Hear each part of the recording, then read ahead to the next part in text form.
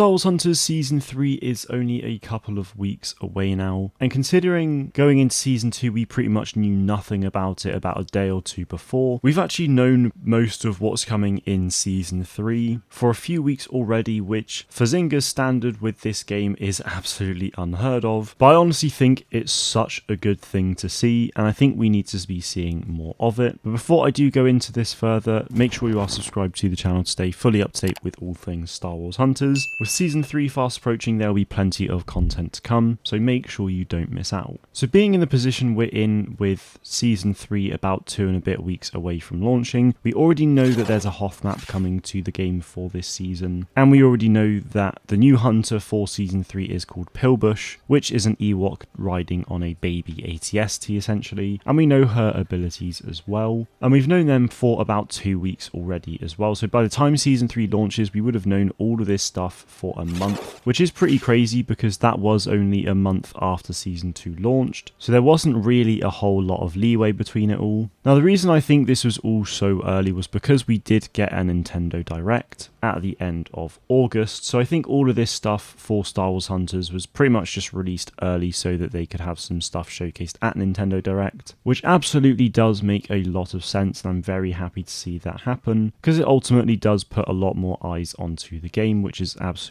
a good thing. But it has now meant that the last week or so has been very quiet and we've not really been seeing anything about it, which again I think makes sense because this whole thing to do with Pillbush and the Hoth map was done so early. So I think in an ideal world I'd very much like to be seeing the next season reveals probably about 2 weeks before the season starts, and probably not one day after another. Maybe just talk about the map. Maybe the first thing you do is introduce the new hunter, then a few days later you introduce the map and so on, and you just sort of roll things out fairly slowly across a week or so, just to build up the hype and keep people engaged for a longer period of time. Because a few weeks ago we got that trailer for Season 3, which was about 10 seconds long, and we knew at that point we were getting Pillbush and the Hoth map, but we didn't know Pillbush was the name of this Ewok yet, until a day later where we then got another trailer, which was the Pillbush reveal trailer, which showcased a couple of her abilities and obviously gave us the name. And then the day after we got a blog post on Zynga's website for Star Wars Hunters, which then actually revealed all of her abilities. So across a 48-hour period essentially we got all three of those things, which is very exciting, but I think next time should probably be spaced out a little bit more, and not obviously done so early, but obviously because of Nintendo Direct it makes sense to have done that. Star Wars Hunters was also at PAX West, which is a convention over in America, and over there they did have a booth of many Switches that people then got to play with each other on, which was great to see because it's just further marketing for the game, which absolutely is the right thing to do. And this is kind of the main theme for this video, to be honest. It's nice to see proper good marketing stuff happening now. We're getting more trailers and we're getting them earlier rather than, you know, dropping a day before the season releases. We're getting actual physical stuff again with the PAX West convention. EGX over in the UK here is the biggest gaming convention in the UK, so hopefully they'll make an appearance there as well, and if they do I'll definitely try and go. But regardless, marketing has not been the strongest suit for Star Wars Hunters, but I'm really glad to see that that is hopefully beginning to change as of now, with all these trailers releasing earlier than normal. Actual physical things are happening. There was even a stream from a big streamer over on Twitch that had codes for cosmetics to release as well, which is quite interesting. So hopefully they'll just keep on sponsoring big creators to get a bit more publication out there, but also hopefully they do look into the smaller creators like myself and Parallel and many others, because at the end of the day the smaller people have been at the core of the community for a long time, and I feel like it's ultimately good to reward those creators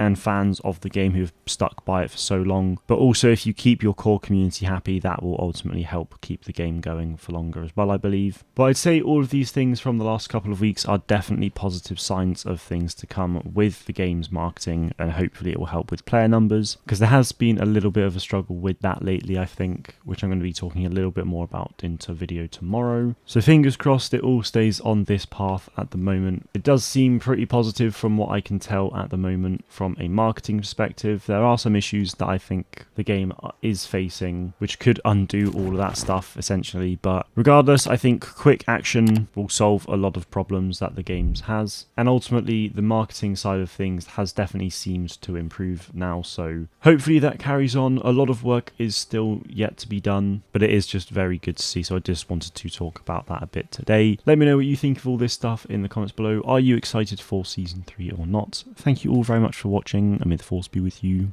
always.